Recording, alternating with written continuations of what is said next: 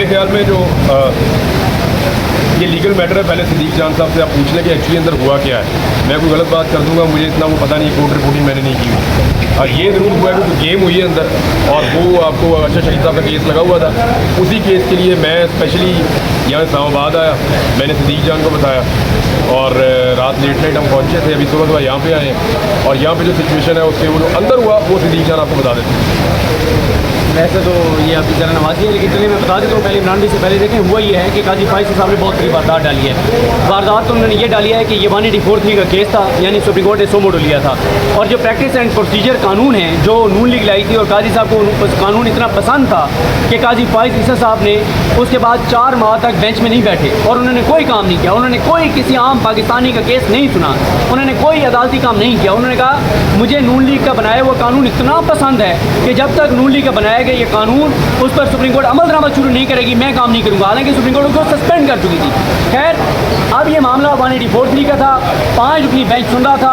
बंदियाल साहब की सरबराही में याद वैसन साहब भी इसमें थे, मजारी एक बार नकवी साहब भी थे, उसमें मोहम्मद अली मदद साहब भी थे, उसमें जमाल खान मदोखेल साहब भी थे। अब काजी साहब ने खामोशी के साथ ये केस चुप करके 3 रुकनी बेंच के सामने लगा दिया मंसूर अली शाह साहब के पास। हालांकि ये बेंच काजी साहब इस बेंच के पास भेज ही नहीं सकते थे। ये 184(3) का मामला था। प्रैक्टिस एंड प्रोसीजर कानून के मुताबिक ये मामला कमेटी में जाना था, जिसमें काजी फाइज ईसा साहब हैं, मंसूर अली शाह साहब हैं और मुनीब अख्तर साहब हैं। लेकिन क्योंकि काजी साहब ऑलरेडी अक़लियत में आ चुके हैं और उसमें अक़लियत हो बैठे हैं, तो काजी साहब ने क्या किया है कि काजी साहब ने ये केस चुप करके लगाया है 3 रुकनी बेंच के सामने। और आज कमरे अदालत में बहुत बड़ा इंकशाफ किया मंसूर अली शाह साहब ने कि उनको पता ही नहीं है कि 184(3) का ये केस लग गया है। ये वाज़े तौर पे अब आप इसको वारदात कहिए, आप इसको शरारत कहिए, आप इसको साजिश कहिए, आप इसको मिसकंडक्ट कहिए, लफ्ज़ मुझे नहीं पता कि क्या हो सकता है। लेकिन बड़ी ज़्यादती किया काजी साहब ने। पहले वो अरशद शहीद साहब का केस लगा नहीं रहे थे और कई बार साफ़ी ने उनसे पूछा है, लेकिन वो आएँ बाएँ शाएँ करते थे, मैंने फाइल नहीं देखी, मैंने ये नहीं किया, मैंने वो नहीं किया। और मतीउल्लाह जान साहब ने भी ओपन कोर्ट में खड़े होकर कहा था कि अरशद शहीद साहब का केस आप नहीं लगा रहे। अब केस लगाया और लगाया 3 रुकनी बेंच के सामने, जो कि वो नहीं लगा सकते थे।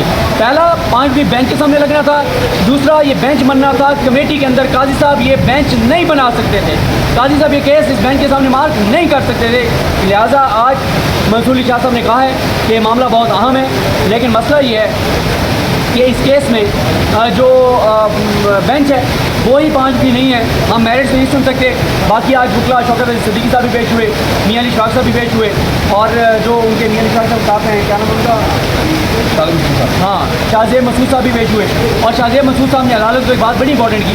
उन्होंने कहा कि JIT जो काम कर रही है कम अज़ कम उनकी अरशद शहीद साहब की फैमिली को तो बताए ना कि मामला कहाँ तक जा रहा है। कोई उनकी फैमिली को नहीं बताया जा रहा, कोई पता नहीं है, मुलाकात भी नहीं की, कीनिया के साथ क्या करस्पॉन्डेंस चल रही है कोई पता नहीं है। और अब ये वकला ने कहा है, अली फाक साहब ने, कि जो कीनिया कोर्ट का फैसला है वो CMA के ज़रिए इस अदालत के सामने रखा जा रहा है।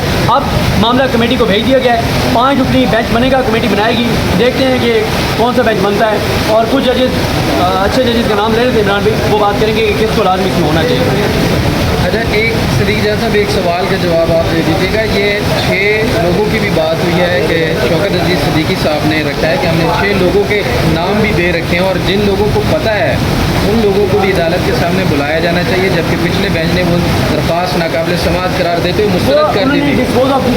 आज मैं इमरान खान के बारे में, मुराद सईद के बारे में कहा था, मेरा नाम था उसके अंदर, इमरान रियाज का, और 2-3 और लोग हैं। किसका था? हाँ, मुराद सईद साहब का भी नाम था, और फैसल वाडा का भी नाम था उसमें, कि ये लोगों के पास इन्फॉर्मेशन है कोई और इनको बुला के पूछा जाए। तो बिल्कुल कोर्ट जब बुलाएगी तो ये सारे लोग आके जो इनके पास मौक़िफ़ है वो इनको देना चाहिए। वालदा की दरख्वास्त की भी बात हुई है कि वालदा की तरफ से दरख्वास्त वो बिल्कुल उसमें डिस्पोज ऑफ कर दी गई थी, लेकिन मंसूर अली शाह साहब ने यही कहा है कि आप जो बात कर रहे हैं वो केस के मेरिट से रिलेटेड है। जब तक ये 5 रुकनी बेंच नहीं बनता हम इस मामले को दायरा नहीं चला सकते। और अब ये मामला लगता ही है कि 11 सितंबर के बाद जाएगा, क्योंकि 11 सितंबर तक छुट्टियाँ हैं। हाँ, अगर ये आ जाते हैं पहले 2 जजेस और ये कमेटी में जजेस ऐसे शामिल हो जाते हैं जो यहाँ पे इस्लामाबाद में मौजूद हैं, फिर होती थी समाअत, लेकिन लगता नहीं है कि 11 सितंबर से पहले समाअत होगी। देखिए, इसमें जो मुझे आज बात समझ आई है ना, मैं इसके अंदर मोटी बात आपको बताता हूँ, क्योंकि आई एम आउटसाइडर है। मैं यानी मेरा हक तो है कि बतौर साहब ही मैं आके यहाँ पे कवर कर सकता हूँ, लेकिन मेरा इस पर एक्सपीरियंस कम है। लेकिन जो बात मुझे समझ आई है मुझे आज जो लफ्ज़ सदीक जान ने बोला ना वारदात, यानी उसको अगर आप देखें तो ये इस इमारत के अंदर जो पॉलिटिक्स इस वक्त चल रही है उसकी मुझे समझ आई है। यहाँ सब कुछ नॉर्मल नहीं है, इस अदालत के अंदर हालात नॉर्मल नहीं है। अरशद शरीफ का वो केस है, जब से कादी फ़ाइज़ ईसा साहब चीफ जस्टिस बने हैं तब से लेकर अब तक कई मरतबा उनके सामने खड़े होकर अरशद शरीफ का नाम लिया गया, लेकिन उन्होंने अरशद शरीफ के केस के ऊपर एक लफ्ज़ किसी को नहीं बोलने दिया।